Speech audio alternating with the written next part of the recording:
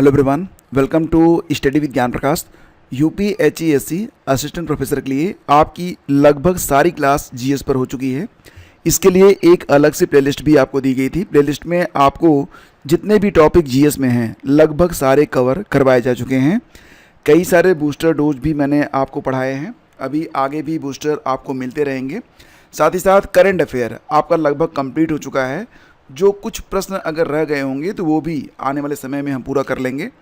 आज से आपके लिए प्रैक्टिस सेट स्टार्ट किए जा रहे हैं, यानी कि कुछ प्रैक्टिस सेट जीएस पर आधारित मैं आपको करवाऊंगा। जैसा कि आप लोग जानते हैं कि परीक्षा में कुल 30 प्रश्नों का जीएस आपसे पूछा जाएगा और ये जो 30 प्रश्न होंगे ये 60 अंक के लिए उत्तरदायी होंगे, यानी कि 60 अंकों का केवल आपसे यहाँ पर जीएस पूछा जा रहा है। अभी मैंने जब आपको कट ऑफ बताई थी पिछले साल की विज्ञापन संख्या 50 के अंतर्गत, तो आपने देखा था कि जो कट ऑफ गई है उसमें डेफिनेटली जो लोग जीएस बढ़िया करके आए होंगे वो लोग कट ऑफ को क्रॉस जरूर किए होंगे, क्योंकि जो कट ऑफ यहाँ पर बन रही है ना, वो जो 100 प्रश्न आपके होते हैं रिटन में, इसमें 30 प्रश्न आपके जीएस से होते हैं, 70 प्रश्न आपके सब्जेक्ट से होते हैं। दोनों को जोड़ कर कट ऑफ आपकी यहाँ पर बनती है। तो जीएस को आप बिल्कुल भी इग्नोर नहीं कर सकते हैं। और इसी क्रम में आज हम जीएस का मॉडल पेपर 1 लेकर आए हैं। इसमें क्या है, इसमें कुल मिला के 30 प्रश्न हैं और सभी प्रश्न जो है ना बिल्कुल एग्ज़ाम के पैटर्न के मुताबिक हैं। विगत कुछ वर्षों से आपने देखा कि प्रश्न पत्र जो बन रहे हैं उसमें जो क्वेश्चन रखे जा रहे हैं लेवल थोड़ा सा हार्ड होता जा रहा है। तो इस बात का ध्यान रखा गया है कि अगर पेपर हार्ड हो तो भी आप उसमें मैक्सिमम अंक हासिल कर सकें। चलिए शुरू करते हैं। कुल मिला के 30 प्रश्न हैं, तो पेशेंस बनाए रखिए और देखिए कि कितने प्रश्नों के उत्तर ऑलरेडी आपको पता हैं और जो प्रश्न आप नहीं समझ पा रहे हैं तो वहाँ पर आप सीखेंगे, तो उसके लिए भी पेशेंस पहली शर्त है। चलिए बताइए कि द्वितीय पंचवर्षीय योजना किस मॉडल पर आधारित है। आपके ऑप्शन में है Solow model, Domar model, Robinson model और पीसी महालनोबिस मॉडल। दूसरी पंचवर्षीय योजना किस मॉडल पर आधारित है, तो इसका उत्तर क्या होगा? जी हाँ फ्रेंड्स, इसका आंसर है ऑप्शन डी, महालनोबिस मॉडल पर आधारित थी दूसरी पंचवर्षीय योजना। कई बार एग्जाम में पहली पंचवर्षीय योजना, दूसरी, तीसरी और चौथी किस मॉडल पर आधारित है ये प्रश्न पूछ लिया जाता है। तो एक बार आइए देख लेते हैं। जैसे कि मैंने आपको बताया दूसरी पंचवर्षीय योजना जो है यह पीसी महालनोबिस मॉडल पर आधारित है, ठीक है। और जो दूसरी पंचवर्षीय योजना थी इसका उद्देश्य क्या था? समाजवादी समाज की स्थापना और उद्योगों के विकास को प्राथमिकता। जो पहली पंचवर्षीय योजना थी यह हेरोड डोमर मॉडल पर आधारित थी, दूसरी पीसी महालनोबिस मॉडल पर आधारित थी, तीसरी जेडी सैंडी, एस चक्रवर्ती और महालनोबिस। बेसिकली यहाँ पर एस चक्रवर्ती का नाम याद रखिएगा, क्योंकि यहाँ पर ऑप्शन में अक्सर तीसरी पंचवर्षीय योजना के सापेक्ष एस चक्रवर्ती का नाम ही आता है। और चौथी पंचवर्षीय योजना गार्डगिल मॉडल पर आधारित थी। यहाँ पर मैं आपको डेटा का तूफान नहीं क्रिएट करूँगा कि आप सब कुछ भूल जाएं। बहुत ही कम डेटा मैं आपको बताऊँगा ताकि प्रश्न भी हो सकें और डेटा आपको याद भी हो सकें। तो उद्देश्य ये है कि जितना मैं आपको पढ़ा रहा हूँ वो आपको याद भी हो सके। अदरवाइज सूचना का महासागर ये जानते ही आप कि उससे कोई फ़ायदा होता नहीं है। लाफर वक्र संबंध क्या दर्शाता है? ये बहुत ही इंपॉर्टेंट क्वेश्चन है। लाफर वक्र संबंध क्या दर्शाता है? सरकारी राजस्व और सरकारी व्यय के बीच लाफर वक्र का जो संबंध है, एग्जैक्टली जो लाफर वक्र है पूछ रहा है कि ये किस संबंध को दर्शाता है। सरकारी राजस्व और सरकारी व्यय के बीच जो संबंध होता है, या फिर कर दर टैक्स रेट और कर राजस्व के बीच के संबंध को, या फिर प्रत्यक्ष कर और जीडीपी के बीच, या फिर उपरोक्त में से कोई नहीं। तो यहाँ पर जो आपका उत्तर है यदि ना तो पहला है ना तो दूसरा है, ऑप्शन बी आपका करेक्ट है। यह कर दर और कर राजस्व के बीच के संबंध को दर्शाता है लाफर वक्र, ठीक है। आगे बढ़ते हैं। उत्तर प्रदेश के झीलों के संबंध में कौन सुमेलित नहीं है? यूपी का जो ज्योग्राफी है, भूगोल है, आपने देखा कि जो आपका सिलेबस है उसमें यूनिवर्स के साथ साथ इंडियन ज्योग्राफी भी है। तो यूपी आपका भारत में ही है, तो यहाँ से प्रश्न एग्जाम में आ सकते हैं। उत्तर प्रदेश के झीलों के संबंध में कौन सुमेलित नहीं है? कुंद्रा समुद्र जो है, कुंद्रा समुद्र झील, ये उन्नाव में है, करेक्ट है। और बड़हापरा झील कहाँ पर स्थित है? कानपुर में है, ये भी सही है। अलवारा झील जो कौशाम्बी में, ये भी सही है। लेकिन मानसी गंगा झील ये वृंदावन में तो नहीं है, ये स्थित है कहाँ पर? तो देखो फ्रेंड्स, ये स्थित है गोवर्धन में, ठीक है। गोवर्धन मथुरा में स्थित है मानसी गंगा। थोड़ा सा आगे बढ़ते हैं। उत्तर प्रदेश राज्य में कुषाण और गुप्त युगीन संस्कृति का एकमात्र संग्रहालय किस स्थान पर स्थित है? उत्तर प्रदेश राज्य में कुषाण और गुप्त युगीन संस्कृति का एकमात्र संग्रहालय किस स्थान पर है? मेरठ में, मथुरा में, या फिर कुशीनगर में, या फिर लखनऊ में?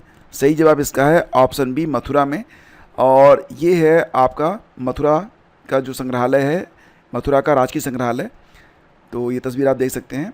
देखो, उत्तर प्रदेश राज्य में कुषाण और गुप्त युगीन संस्कृति का जो एकमात्र संग्रहालय है, यह मथुरा का राजकीय संग्रहालय है, जो कि आप यहाँ पर देख रहे हैं।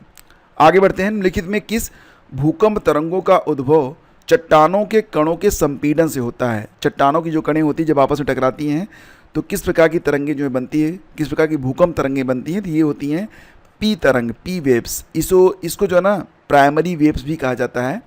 तो ध्यान देना कि भूकंप तरंगों का उद्भव चट्टानों के कणों के संपीड़न से होता है, तो ये होती हैं पी वेव्स। ऑप्शन ए आपका यहाँ पर सही है। ठीक है, अगला क्वेश्चन है। देखो, ये कथन और कारण पर आधारित है। आपको बताना है कि कथन और कारण में क्या संबंध बन रहा है। जैसे कि महासागरों में कर्क और मकर रेखा के पास लवणता अधिक होती है। आप जानते हैं ये है हमारी धरती, बीच में एक रेखा जाती है, इसे क्या कहेंगे? इक्वेटर। 23.5 डिग्री ऊपर जो होती है कर्क रेखा, 23.5 डिग्री नीचे जो होती है यह मकर रेखा होती है।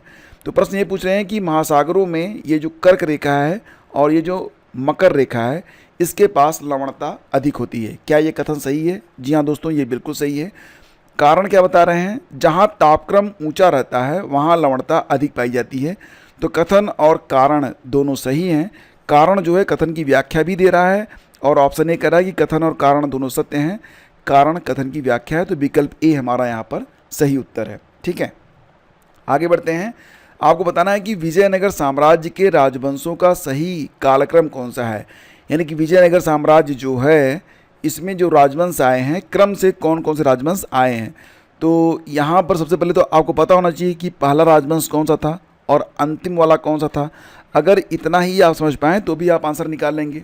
आप जानते हैं कि जो पहला राजवंश था विजयनगर का, हरिहर और बुक्का वाला, ये था आपका संगम। ठीक है, और अंतिम वाला कौन था? अराविडू था। तो यहाँ पर संगम और अराविडू को अगर आप जानते भी हैं ना, तब भी आप देख रहे हैं कि यहाँ पर दो विकल्प में संगम और अराविडू आपको शो हो रहे हैं, लेकिन सही कौन सा है? इसके बाद आ रहा है सालू और तुलु। इनमें कौन पहले था? तो सही क्रम है संगम, सालू, तुलु और फिर अराविडू, यानी कि विकल्प ए आपका यहाँ पर करेक्ट है। कालक्रमानुसार आपको बताता हूँ। जैसे कि विजयनगर की स्थापना किसने की थी? दो भाइयों ने की थी, हरिहर और बुक्का ने की थी। कब? 1336 में। तो संगम वंश जो है यह 1336 से लेकर 1485 तक रहा। इसके बाद आया है सालू वंश, 1485 से लेकर 1505 तक। फिर आता है तुलु वंश, 1505 से लेकर 1565 तक। और लास्ट में आता है आपका अराविडू वंश, 1570 से लेकर 1652 ईस्वी तक। ठीक है, तो ये क्रम याद रखिएगा, एग्जाम के लिए इंपॉर्टेंट है। अगला क्वेश्चन है, कौन सा युग्म सही सुमिलित नहीं है? कौन सा युग्म सही सुमिलित नहीं है? सोजे वतन की रचना किसने की है? मुंशी प्रेमचंद ने, करेक्ट है। गोल्डन थ्रेशोल्ड लिखा गया है इंदिरा गांधी के द्वारा। मालगुडी डेज लिखी है आर के नारायण ने, ये भी सही है। इग्नाइट माइंड्स लिखा गया है डॉक्टर अब्दुल कलाम के द्वारा, ये भी सही है। यहाँ पर हमने देखा कि ऑप्शन बी में कन्फ्यूजन है। तो गोल्डन थ्रेशोल्ड क्या है? यह एक पोएम कलेक्शन है, कविता संग्रह है, और इसे इंदिरा गांधी ने तो नहीं लिखा है, इसे लिखा गया है सरोजिनी नायडू के द्वारा। ठीक है, किसने लिखा है? सरोजिनी नायडू ने इसे लिखा है। ठीक है, तो विकल्प बी हमारा सही जवाब है। इसके बाद आगे बढ़ते हैं। भारतीय राष्ट्रीय कांग्रेस की स्थापना के संदर्भ में निम्न कथनों पर विचार करें।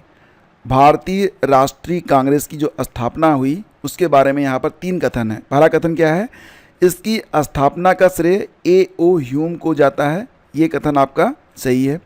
इसका पहला सम्मेलन बम्बई में आयोजित किया गया। आपको पता ही है कि 1885 में इसका सम्मेलन पहले पूना में होना था, और पूना में क्या हुआ? पूना में फैल गया था उस समय हैजा। तो फिर क्या हुआ कि इसका सम्मेलन जो था वो बम्बई में किया गया था। दूसरा कथन सही है। कांग्रेस के पहले अधिवेशन की अध्यक्षता सुरेंद्रनाथ बनर्जी ने की थी, तो ये उत्तर आपका थोड़ा सा गलत है। सुरेंद्रनाथ बनर्जी ने नहीं की थी, यानी कि पहला और दूसरा तो सही है, तो उत्तर तो आपका बन गया ऑप्शन ए। अब यहाँ पर कांग्रेस का जो पहला अधिवेशन हुआ था उसकी अध्यक्षता किसके द्वारा की गई थी? तो ध्यान देना कि अध्यक्षता जो थी व्योमेश चंद्र बनर्जी ने की थी, ना कि सुरेंद्र नाथ बनर्जी ने। ठीक है, तो बनर्जी तो दोनों में है, तो कंफ्यूज मत होइएगा। व्योमेश चंद्र बनर्जी ने ही पहली कांग्रेस की जो पहली बैठक हुई थी उसकी अध्यक्षता की थी। ठीक है, आगे बढ़ते हैं। महात्मा गांधी ने यहाँ पर देखेंगे किस योजना के बारे में कहा था कि यह पाकिस्तान बनाने के लिए मुस्लिम लीग को निमंत्रण है। निम्नलिखित में से किस योजना या प्रस्ताव के बारे में गांधी जी का यह स्टेटमेंट है? ये प्रश्न यहाँ पर है, तो बहुत ही इंपॉर्टेंट क्वेश्चन है, क्योंकि 1857 की जो क्रांति है उससे लेकर 1947 तक जो कुछ भी है इतिहास में वो सब आपके सिलेबस में है, तो कहीं से भी क्वेश्चन आ सकता है। यह पाकिस्तान बनाने के लिए मुस्लिम लीग को निमंत्रण है, यह बात कही गई थी क्रिप्स मिशन के बारे में गांधी जी के द्वारा। क्यों? क्योंकि मैं आपको बता दूं कि सबसे पहले तो ये समझिए कि क्रिप्स मिशन की स्थापना होती है कब? 11 मार्च 1942 को इसकी घोषणा हुई थी और 23 मार्च 1943 को अगले साल ये भारत आया था। अब क्रिप्स मिशन में कहा गया कि यदि कोई प्रांत भारत के निर्मित संविधान से सहमत नहीं है तो वो इसे अस्वीकार करके पूर्ववत रह सकते हैं। मतलब कोई बात नहीं है, अगर आप जो निर्मित संविधान है उससे सहमत नहीं है तो आपकी जो स्थिति है वो बनी रहेगी, या पूर्ण स्वतंत्र राज्य का निर्माण भी कर सकते हैं।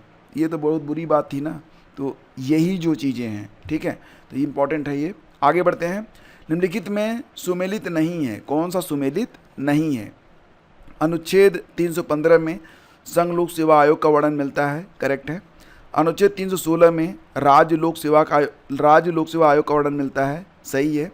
अनुच्छेद 338 में राष्ट्रीय अनुसूचित जाति आयोग यानी कि national commission for SC scheduled caste, ये आपको मिलता है, ये भी सही है।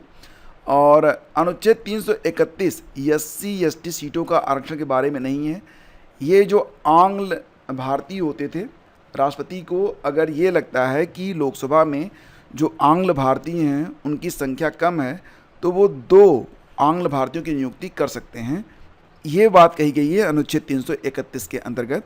तो ये सुमेलित नहीं था, विकल्प सी यहाँ पर आपका उत्तर है। ठीक है, आगे बढ़ते हैं। निम्नलिखित में कौन सा कथन सही नहीं है? कौन सा कथन है जो कि सही नहीं है? भारत का प्रधानमंत्री अनिवार्य रूप से लोकसभा का सदस्य होना चाहिए, तो यह बात बिल्कुल नहीं है। लोकसभा या राज्यसभा किसी का भी सदस्य होगा, कोई दिक्कत नहीं होने वाली है। और कभी कभी तो सदस्य नहीं भी होते हैं, तो 6 महीने के अंदर वो सदस्य बन जाए तो भी उनका जो प्रधानमंत्रित्व काल है वो चलता रहेगा, अदरवाइज उनको इस्तीफा देना पड़ता है। तो ये कथन जो है वो सही नहीं है। बाकी जो उप प्रधानमंत्री हैं उनका पद असंवैधानिक है, संविधान में उप प्रधानमंत्री का उल्लेख नहीं है, करेक्ट है। संघीय मंत्रिपरिषद लोकसभा के प्रति उत्तरदायी होता है, ये भी सही है। तो बी और सी सही है। अब ए जो है ये सही नहीं था, तो ये आपका उत्तर है विकल्प ए।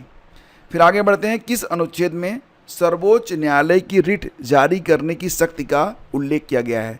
सर्वोच्च न्यायालय यानी कि बात हो रही है यहाँ पर सुप्रीम कोर्ट जो रिट जारी करता है वो आर्टिकल 32 के द्वारा जारी करता है, जबकि हाई कोर्ट भी रिट जारी कर सकता है। ये जो आर्टिकल होता है कौन सा होता है, याद रखना, 226 के द्वारा। तो ये जो सुप्रीम कोर्ट और हाई कोर्ट यहाँ पर रिट जारी करते हैं, ये रिट 5 प्रकार की होती है। यहाँ पर उत्तर आप समझ गए होंगे, विकल्प बी है। तो ये 5 रिट कौन सी होती हैं? ये होती हैं बंदी प्रत्यक्षीकरण, परमादेश, प्रतिषेध, उत्प्रेषण और अधिकार परीक्षा। समझ गए आप? जैसे कि इसको क्या कहेंगे, बंदी प्रत्यक्षीकरण को कहते हैं हेबियस कार्पस, ये परमादेश है मैंडमस, इसके बाद है प्रतिषेध प्रोहिबिशन, और उत्प्रेषण को क्या कहते हैं क्यो वारंटो, और ये है क्या सर्टियोरेडी कहते हैं इसको। ठीक है, तो ये हो गया आपका। इसके बाद आगे बढ़ते हैं। पर्यावरण को बेहतर बनाना, जंगल और वन्य जीव की रक्षा का प्रावधान संविधान के किस अनुच्छेद में किया गया है? पर्यावरण को बेहतर बनाना, जंगल और वन्य जीव की रक्षा का प्रावधान संविधान के अनुच्छेद किस में किया गया है? 48A में किया गया है। विकल्प ए आपका यहाँ पर करेक्ट है। ठीक है, अब मैं आपको बताना चाहूँगा कि जैसे कि यहाँ पर जो आपका 39A है, इसमें समान न्याय को बढ़ावा देने और गरीबों को मुफ्त कानूनी सहायता के बारे में उल्लेख है। 39 में क्या है? बच्चों के स्वस्थ विकास के लिए अवसरों की सुरक्षा के बारे में उल्लेख है। ठीक है। जबकि जो 43A है, 43A में क्या दिया गया है, उद्योगों के प्रबंधन में श्रमिकों की भागीदारी को सुरक्षित करने के लिए कदम उठाना। तो ये सारी चीज़ें याद रखिएगा और आपका उत्तर ये है कि अनुच्छेद 48A में पर्यावरण को बेहतर बनाना, जंगल और वन्य जीवन की रक्षा का प्रावधान संविधान के अनुच्छेद 48A में रखा गया है। आगे बढ़ते हैं। निम्नलिखित में कौन प्राथमिक प्रदूषक नहीं है? मूल रूप में प्रदूषक कौन सा नहीं है? तो DDT भी मूल रूप में है, प्लास्टिक होता ही है, अमोनिया होता ही है, ओजोन नहीं है, तो विकल्प सी आपका यहाँ पर करेक्ट है। अच्छा, आप ये बताइए कि प्राथमिक और द्वितीयक प्रदूषक किसे कहा जाता है? मैं देखता हूँ कितने लोग इसको जानते हैं, और जिसका भी उत्तर बढ़िया होगा ना, जब अगली क्विज मैं कराऊंगा डेफिनेटली उसका स्क्रीनशॉट मैं रखूंगा, सबसे पहले मैं उसको शो करूंगा ताकि लोग देख सकें, ठीक है। तो ज़रूर बताइएगा कि जो प्रदूषक होते हैं इनको कितनी कैटेगरी में बांटा गया है, प्राथमिक और द्वितीयक प्रदूषक क्या होते हैं, ज़रूर बताना अगर आपको पता है तो। आगे बढ़ते हैं। कक्षा में अब देखो ICT से संबंधित ये क्वेश्चन होंगे, 3-4 क्वेश्चन इंपॉर्टेंट हैं। कक्षा में ICT के उपयोग का एक मुख्य लाभ कौन सा होता है? छात्रों की सहभागिता में कमी, रटने पर आधारित शिक्षा में वृद्धि, वैयक्तिक शिक्षण अनुभव, अनुशासन पर अधिक समय व्यतीत करना। तो A, B, D गलत है, सही जवाब ऑप्शन C है, ठीक है। ICT में आपको दिक्कत नहीं होगी, आप थोड़ा सा भी सोचेंगे ना, आप बहुत सारे क्वेश्चन का आंसर दे पाएंगे। कुछ चीज़ें रटने योग्य हैं वो मैं आपको यहाँ पर पढ़ा दूंगा। चलिए आगे बढ़ते हैं। ये बताइए कि NCERT द्वारा विकसित कौन सा ऐप है जो स्कूली छात्रों के लिए डिजिटल पुस्तकें और संसाधन प्रदान करता है? NCERT का वह ऐप बताओ जिसके माध्यम से आप किताबों को PDF के फॉर्म में पढ़ सकते हैं। तो दीक्षा ऐप है, या फिर स्वयं ऐप है, या फिर ई-पाठशाला है, या फिर विद्यादान है। सही जवाब है ई-पाठशाला, ठीक है। ई-पाठशाला पर जाकर आप NCERT की सारी बुक डिजिटली मतलब PDF रूप में डाउनलोड कर सकते हैं, और या फिर ऑनलाइन भी इसे आप पढ़ सकते हैं।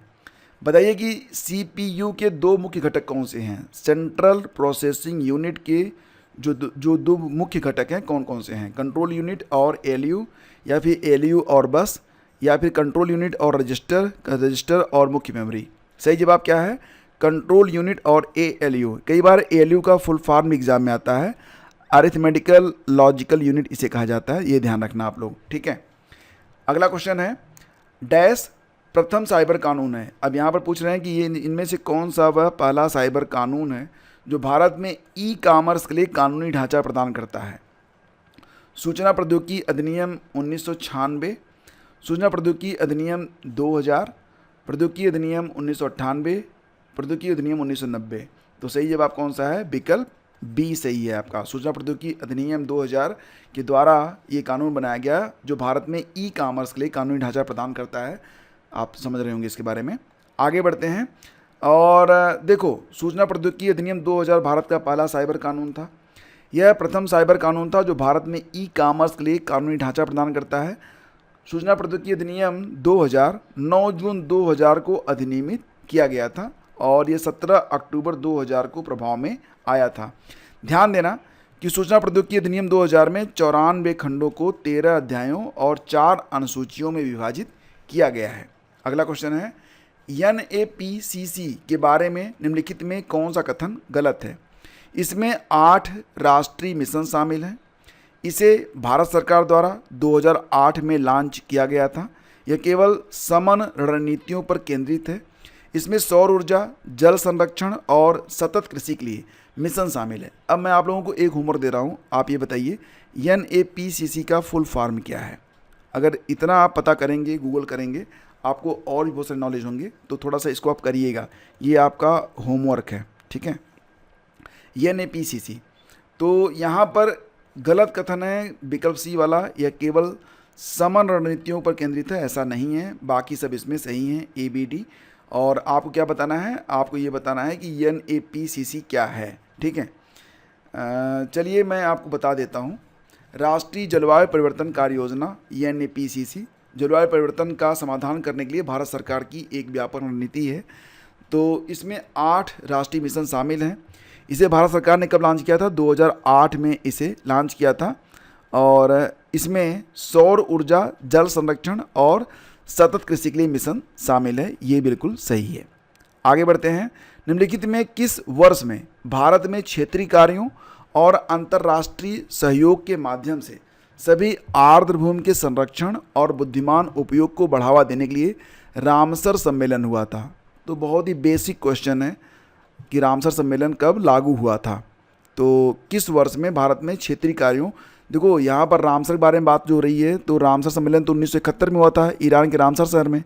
क्या पूछ रहे हैं, भारत में कब लागू हुआ था? 1982 में। ठीक है, तो विकल्प इसका ऑप्शन ए सही है। आपको पता ही है कि प्रतिवर्ष जो है 2 फरवरी को विश्व आर्द्रभूमि दिवस मनाए जाते हैं, वर्ल्ड वेटलैंड डे। और 2025 में इसकी थीम, अभी मैंने आपको पढ़ाई थी करंट अफेयर में, आप बताओ कि 2025 में वर्ल्ड वेटलैंड डे की थीम क्या है। ठीक है, रिवीजन करते रहिए आप लोग, रिवीजन नहीं करेंगे सब भूल जाएंगे, एग्ज़ाम में बड़ी दिक्कत होने वाली है, तो ऐसा मत करिएगा। मैं बार बार आपसे क्वेश्चन करूंगा जिसको आंसर भी नहीं करूंगा मैं, क्योंकि मैं चाहता हूं कि आप सेल्फ पढ़ें कुछ। ठीक है, मैं आपको टारगेट देता रहूंगा। 1982 में भारत में क्षेत्रीय कार्यों और अंतर्राष्ट्रीय सहयोग के माध्यम से सभी आर्द्रभूमि के संरक्षण और बुद्धिमान उपयोग को बढ़ावा देने के लिए रामसर सम्मेलन लागू हुआ था। कब? 1982 में। और भारत रामसर सम्मेलन का एक पक्ष है। भारत ने 1 फरवरी 1982 को इसके तहत हस्ताक्षर किए थे, इसीलिए प्रतिवर्ष 1 फरवरी को हस्ताक्षर किए थे ना, ये वजह नहीं थी, लेकिन 2 फरवरी को याद रखना, 1 फरवरी के बाद आता है 2 फरवरी, तो 2 फरवरी को वर्ल्ड वेटलैंड डे घोषित किया गया है, ये ध्यान रखना आप लोग।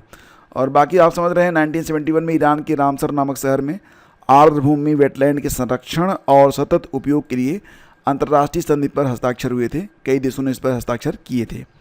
अगला क्वेश्चन बताइए कि भारत में शिक्षक प्रशिक्षण संस्थानों को मान्यता कौन सा संगठन प्रदान करता है? बहुत ही अच्छा प्रश्न है ये। और हाल ही में आपका जो बीएड है, इस पर भी जब मामला कोर्ट में गया था, तो जो न्यायालय के द्वारा आदेश आया है उसमें भी इसी बात का जिक्र है कि भारत में शिक्षक प्रशिक्षण संस्थानों को मान्यता कौन सा संस्थान प्रदान करता है। तो सही जवाब इसका क्या है? एनसीटी के द्वारा मान्यता प्रदान की जाती है। तो ये ध्यान रखिएगा आप लोग। एनसीटी की स्थापना 1995 में एनसीटी अधिनियम 1993 के तहत एक सांविधिक निकाय के रूप में की गई थी। और एनसीटी का मुख्य उद्देश्य पूरे देश में शिक्षक शिक्षा प्रणाली का नियोजन करना और उसका समन्वित विकास करना है। ठीक है, आगे बढ़ते हैं। बताइए कि शिक्षण का मुख्य उद्देश्य क्या होना चाहिए? शिक्षण का मुख्य उद्देश्य परीक्षा में उत्तीर्ण होने के लिए छात्रों को तैयार करना, अच्छे नोट्स लिखवाना, विषय से संबंधित आवश्यक जानकारी प्रदान करना या छात्रों की चिंतन शक्ति को विकसित करना। ये आपका सही है, विकल्प डी। अगला क्वेश्चन देखिए, नीग्रो नदी जो समाचारों में देखी गई थी, किस नदी की सहायक नदी है? अभी ये अपने निम्नतम स्तर पर पहुंच गई है ये नदी, और बहुत ही चर्चा में है ये नदी। तो यह किस नदी की सहायक नदी है? तो ध्यान देना, यह अमेजन नदी की सहायक नदी है, नीग्रो नदी। ठीक है, चर्चा में क्यों? क्योंकि देखो अपने 122 वर्षों के इतिहास में सबसे निचले स्तर पर यह पहुंच गई थी। यह अमेजन नदी की सबसे बड़ी सहायक नदियों में से एक है और जल प्रवाह के मामले में दुनिया की सबसे बड़ी नदियों में से एक है। तो पानी का संकट तो आने वाला है, यह इंडिकेशन हमको मिल रहा है। बताइए कि राष्ट्रीय वन्यजीव सप्ताह 2024 कब मनाया गया? तो 2024 में राष्ट्रीय वन्यजीव सप्ताह कब मनाया गया था? 1 से 7 सितंबर, 2 से 8 अक्टूबर, या फिर 10 से 16 नवंबर, 20 से 26 दिसंबर। सही जवाब क्या है? अक्टूबर में 2 से 8 के बीच में मनाया गया राष्ट्रीय वन्यजीव सप्ताह। ठीक है, तो भारत में राष्ट्रीय वन्यजीव सप्ताह का आयोजन जो है ये 2 से 8 अक्टूबर के बीच में किया जाता है। 2024 में इसकी थीम क्या है? हमारी प्राकृतिक धरोहर की सुरक्षा। इस कार्यक्रम की शुरुआत 1957 में हुई थी, जो 1955 में मनाए गए वन्यजीव दिवस से विकसित हुआ और इसे 1952 में भारतीय वन्यजीव बोर्ड द्वारा स्थापित किया गया था। 26वां क्वेश्चन है, हलारी गधे भारत के किस क्षेत्र में पाए जाते हैं? तो हलारी गधे अब धीरे धीरे मतलब ये खतरे में हैं, इंडेंजर्ड में हैं, इनकी प्रजाति जो है वो नष्ट होने की कगार पे है। ये गधे जो है पाए जाते हैं बेसिकली गुजरात में, और ये गधों को आप गधा समझते हैं लेकिन ये बहुत बुद्धिमान प्रजाति होती है। फिलहाल अब ये जो गधे हैं मतलब अच्छा, इनका जो दूध होता है ना वो बहुत ही पौष्टिक होता है। 1000 रुपये लीटर तक बिकता है इनका दूध। जनसंख्या यंत्रीकरण और जागरूकता की कमी के कारण इनकी जो जनसंख्या है वो बहुत ही तेज़ी से घट रही है, तो इस पर काम करने की ज़रूरत है। इसके बाद आगे बढ़ते हैं। बताइए कि सोलिगा जनजाति मुख्य रूप से किन राज्यों में निवास करती है? सोलिगा जो जनजाति है यह कहाँ पर पाई जाती है? मणिपुर और नागालैंड, झारखंड और बिहार, गुजरात और राजस्थान, तमिलनाडु और कर्नाटक। सोलिगा जनजाति तो ये मिलती है तमिलनाडु और कर्नाटक में। विकल्प डी आपका यहाँ पर करेक्ट है। तो कर्नाटक के चामराजनगर जिले में सोलिगा जनजाति के लिए स्वच्छ पेयजल एक बड़ी चुनौती है। सोलिगा तमिलनाडु और कर्नाटक के आदिवासी वनवासी हैं जिन्हें प्रकृति के साथ गहरे संबंध के कारण इन्हें बांस के बच्चे भी कहा जाता है। तो इनके सामने फिलहाल जल संकट बहुत ही बड़ी समस्या बन के उभर रहा है। हाल ही में खबरों में देखी गई पीएम विश्वकर्मा योजना किस मंत्रालय के अंतर्गत आती है? पीएम विश्वकर्मा योजना यह आती है सूक्ष्म, लघु और मध्यम उद्यम मंत्रालय के अंतर्गत। विकल्प सी आपका यहाँ पर करेक्ट है। अगला क्वेश्चन है कॉमन कैट स्नेक जिसे हाल ही में वाल्मीकि टाइगर रिजर्व में खोजा गया था, कहाँ पर? बिहार में। तो यह किस क्षेत्र के स्थानिक हैं? यानी कि जो कॉमन कैट स्नेक है। अब देखो कॉमन कैट मतलब इसकी आँख देख रहे हो, इसकी आँखें बिल्कुल बिल्ली जैसी हैं, ठीक है। और जो रंग देख रहे हैं आप, रंग भी बिल्लियों जैसा ही आपको दिखाई देगा। हालांकि जहरीला होता है लेकिन बहुत प्राणघातक नहीं होता है। तो ये हाल ही में कहाँ पर देखा गया था? बिहार में देखा गया था। मूल रूप से ये कहाँ पर पाया जाता है तो उसके बारे में बता रहे हैं कि कॉमन कैट को बिहार के वाल्मीकि टाइगर रिजर्व में देखा गया। इसका जो वैज्ञानिक नाम है क्या है? बोइगा ट्राइगोनाटा। बोइगा ट्राइगोनाटा ये इसका साइंटिफिक नेम है और यह साउथ एशिया का समस्थानिक है। पूरे भारत में पाया जाता है लेकिन पूर्वोत्तर और द्वीपों में नहीं। यह विभिन्न जंगलों और ऊंचाई पर निवास करता है। यह विषैला है लेकिन मनुष्यों के लिए बहुत खतरनाक नहीं होता है, ठीक है। तो फिलहाल ये जो सर्प है प्रजाति ये बिहार के वाल्मीकि टाइगर रिजर्व में पाई गई है। आगे बढ़ते हैं। हर साल विश्व टीकाकरण दिवस कब मनाया जाता है? विश्व टीकाकरण दिवस कब होता है? 8 नवंबर, 9 नवंबर, 10 नवंबर या फिर 11 नवंबर? तो सही जवाब है विश्व टीकाकरण दिवस प्रतिवर्ष होता है कब? 10 नवंबर को होता है। तो फ्रेंड्स इस प्रकार से आपके 30 प्रश्न यहाँ पर कंप्लीट हुए। उम्मीद करूँगा कि ये सेशन आपको पसंद आया होगा। अब एक प्रश्न आप लोगों से, इसका आंसर आप लोग पक्का करिएगा ज़रूर, ठीक है। प्रश्न है कि हर साल मानवाधिकार दिवस किस दिन मनाया जाता है? ये आपका ऑप्शन में है 9 दिसंबर, 10 दिसंबर, 11 दिसंबर, 12 दिसंबर। तो आंसर ज़रूर करिएगा क्योंकि जो चीज़ आप एक बार लिख देंगे वो आप कभी भूलेंगे नहीं, ठीक है। और पहली बार हैं, आपको ये प्रयास अच्छा लगा है तो सब्सक्राइब कर लीजिएगा अगर आप चाहते हैं कि जो अगले टेस्ट हैं उनको भी आप लगा सकें, क्योंकि सारे प्रश्न यहाँ पर चुनिंदा होंगे और डेफिनेटली आपको बिल्कुल फ्री में प्रोवाइड कराए जा रहे हैं। तो आपको ये सारे प्रश्न लगाने ज़रूर चाहिए before your exam. Have a great day. जय हिंद। Best of luck.